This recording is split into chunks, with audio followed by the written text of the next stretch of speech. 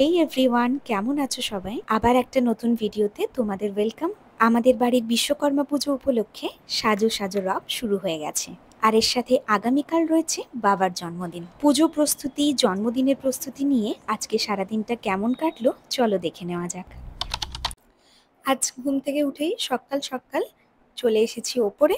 কয়েকদিন পর থেকেই রুমটাকে একটু গোছানোর কাজ শুরু হবে, তো সেই জন্য সব জিনিসপত্র এখান থেকে সরিয়ে নিয়ে মোটামুটি রুমটাকে খালি করার ব্যবস্থা চলছে। মামুনি রুমটাকে পরিষ্কার করে অলরেডি এখান থেকে প্রায় সব জিনিসই সরিয়ে নিয়েছে। তো টুকটাক এই খাট, টেবিল, এই কয়েকটা জিনিস এখানে রয়েছে। আর আজ গোছানোর আগে রুমটাকে একটু তোমাদেরকে দেখিয়ে দিলাম। এরপরে যখন টুকটাক গোছানোর কাজ হবে তখন আমি অবশ্যই তোমাদেরকে দেখিয়ে দেবো। তো এবারে যাই নিচে।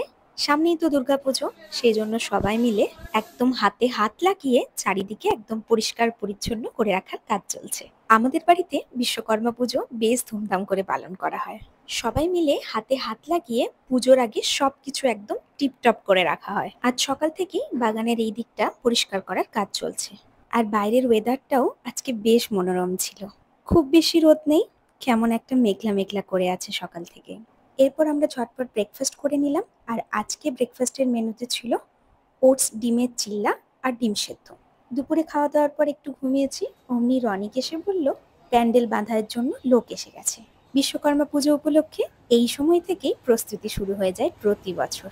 আমাদের দোকানের লাগোয়া কারিগরি যে ঘর রয়েছে সেখানে ঠাকুরের পুজো হয়, আর গ্যারেজের ওই ঘরে পুজোর পরের দিন কিছু নিমন্ত্রিতদের প্রসাদ খাওয়ানোর ব্যবস্থা করা হয়। আর খামারের এই জায়গাটায় একটু প্যান্ডেলের মতো করা হয় লোকজন এসে বসার জন্য। আমাদের বাড়ির এই পুজো প্রায় 150 বছরের পুরনো। এদিকে টুকটাক কাজ চলছে আর ওদিকে মামুনি চা বানাতে ব্যস্ত। মন ঠিক খারাপ,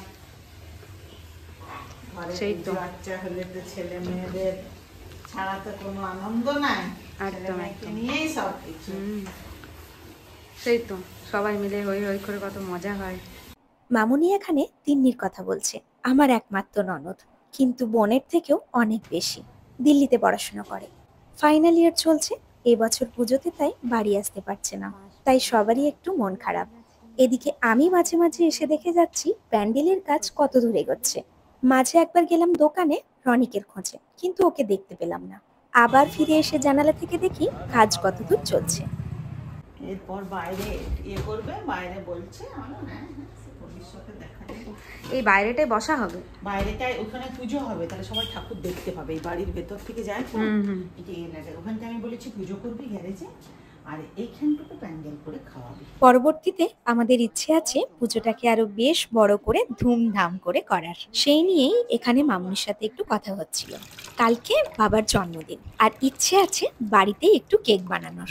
আর বাবা ছানার কেক খেতে ভীষণ পছন্দ করে, তাই মামুনি আর আমি মিলে ঠিক করলাম আজকেই বাবার জন্য একটা ছানার কেক বানিয়ে রাখবো। তো অলরেডি এখন 5টা বেজে গেছে, আর আমি এখন এই লেবুটা ঝটপট খেয়ে নিয়ে কেক বানানোর কাজে লেগে পড়বো। আর মামুনি এখানে প্রায় 3 প্যাকেট মানে 1.5 লিটারের মতো দুধ ফুটিয়ে নিয়েছে ছানা তৈরি করার জন্য। আর এই ফাঁকে কিন্তু আমি আবার একবার টুক করে জানালা খুলে দেখে নিলাম যে কাজ কত দূর হলো। এই প্যান্ডেল বাঁধাটা আজকের মধ্যে হয়ে যাবে? হ্যাঁ, এই বাঁধাটা আজকের মধ্যে হয়ে যাবে।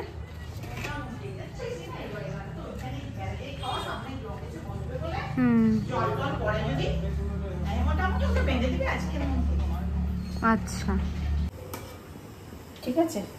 দুধ ফাটিয়ে ছানা তৈরি করা কমপ্লিট। এবার এই ছানাটাকে ছেঁকে নিয়ে ওপর থেকে একটু জল দিয়ে ঠান্ডা করার জন্য রেখে দিতে হবে। আর এরকম একটা ছাঁকনির মতো জায়গায় ছেঁকে নিলে জলটাও খুব ভালোভাবে ঝরে যাবে। এই ছানার কেকটা বানানোর জন্য যে কয়েকটা জিনিস লাগবে আমি মোটামুটি সবগুলোকে এক জায়গায় করে নিয়ে বসেছি।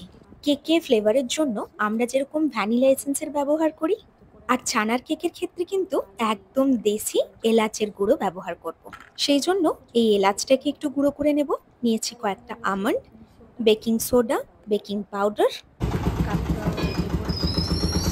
আর এখানে ভ্যানের আওয়াজ শুনেই আমি আবার ছুটতে চলে এসেছি জানালার কাছে।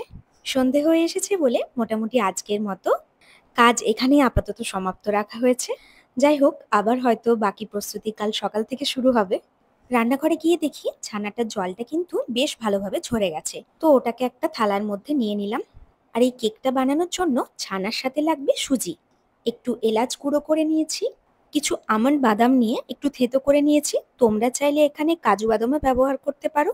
চিনির পরিবর্তে মিষ্টির জন্য এখানে ব্যবহার করছি গুড়। আর অল্প পরিমাণে বেকিং সোডা আর বেকিং পাউডার লাগবে। খুব সহজ পদ্ধতিতেই কিন্তু এই কেকটা বানানো যায় আর খেতেও ভীষণ টেস্টি হয়। বাবার জন্মদিন উপলক্ষে প্রায় প্রতি বছরই কিন্তু এই কেকটাই বানানো হয়। ফার্স্টে ছানাটাকে একটু ভালোভাবে হাত দিয়ে চটকে মেখে নিতে হবে। মিনিট 5 ছানাটাকে এভাবে হাত দিয়ে একটু চেপে চেপে মেখে নিলেই ছানাটা কিন্তু বেশ নরম হয়ে যায়। এরপর 1 কাপের মতো সুজি নিয়ে আমি ছানাটার সাথে খুব ভালোভাবে মেখে নেব। এরপর মিষ্টির জন্য আমি এখানে প্রয়োজন মতো গুড় মিশিয়ে নিচ্ছি। প্রায় 2 চামচের মতো গুড় দিয়ে আমি মিশ্রণটা খুব ভালোভাবে হাত দিয়ে মেখে নিলাম। এবার এর সাথে মিশিয়ে নিচ্ছি 1 চামচের মতো এলাচের গুঁড়ো, 1/2 চামচ বেকিং সোডা আর 1 চামচ বেকিং পাউডার। সবগুলো দিয়ে একটু ভালো করে মেখে নিতে হবে। যেহেতু মিশ্রণটা একটু শক্ত হয়ে এসেছিল, সেই জন্য ব্যাটারটা একটু নরম করার জন্য আমি একটু দুধ মিশিয়ে নিলাম। সব শেষে 1 চামচের মতো ঘি মিশিয়ে নিলাম টেস্টের জন্য। আর কুচনো বাদামগুলো এখানে মিশিয়ে নিলাম লাস্টে। তো কেকের ব্যাটার একদম রেডি। একটা কেক টিনের মধ্যে এটাকে আমি এখন ঢেলে নিয়েছি। কড়াইতে একটা স্ট্যান্ড দিয়ে আমি অলরেডি এটাকে প্রিহিট করে নিয়েছি। এবারে এই ছানার কেকটা আমি এখানে বেক করতে দিয়ে আমি ঢাকা দিয়ে দেব। আর গ্যাসের ফ্লেমটাকে আমি একদম কম আঁচে করে দেবো। কম করে 8 ঘন্টা সময় লাগবে এটা তৈরি হতে। এখন ঘড়িতে বাজে 6:45। কেকটা তো বসিয়ে দিয়ে এসেছি। এবার আমি বসে পড়েছি সারাদিনের পরে এই পেপারটা নিয়ে। পেপার নিয়ে বসলেই আমি সবার আগে খুলে বসি এই সুদুকু চকটা। যাদের নিমন্ত্রিত তাদের লিস্ট এটা কত লোক আছে? ওটা এখন ভাই দেখে আমি একটু ইয়ে করে ও বলে আগে আমাকে দেখাবি। চশমা না পড়লে আমার অসুবিধা হচ্ছে, সবসময় পড়ছি, এবারে না পড়লে আমি কিছু দেখতে পাচ্ছি না। বিশ্বকর্মা পুজোর পরের দিন প্রতি বছরই বাড়ির লোক ও কিছু নিমন্ত্রিত অতিথিদের প্রসাদ খাওয়ানোর ব্যবস্থা করা হয়। সেই জন্য সবাই মিলে বসে ঠিক করে অতিথিদের একটা ফাইনাল লিস্ট তৈরি করা হয়েছে। আর সেটাই এখন মামুনি বসে ফাইনালি এখন দেখে নিচ্ছে কেউ বাদ পড়ে গেল কিনা বা কারা ওই সময় আসতে পারবেন এই সব কিছু। এই সমরেশদা আর সমরেশদার স্ত্রী ফোন করে নিলাম।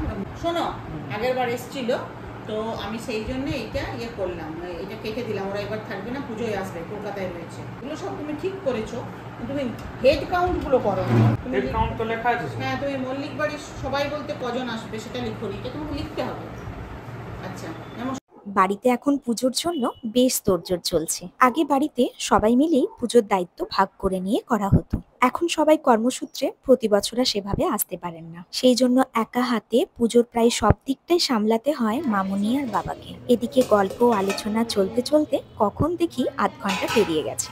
আর কেকটা এবার কিন্তু খুব সুন্দরভাবে বেক হয়ে গেছে। উল্টে নিয়ে একটা থালার মধ্যে ঢেলে নিলাম। এবার একটু ঘরোয়া ভাবে এটাকে ডেকোরেট করে নেব। সেই জন্য একটা বাটিতে একটু দুধ বসিয়ে 1 চামচের মতো কোকো পাউডার দুধের মধ্যে মিশিয়ে নিয়ে কন্টিনিউ নাড়তে থাকবো। আর মিষ্টির জন্য ব্যবহার করেছি খুব অল্প পরিমাণে চিনি।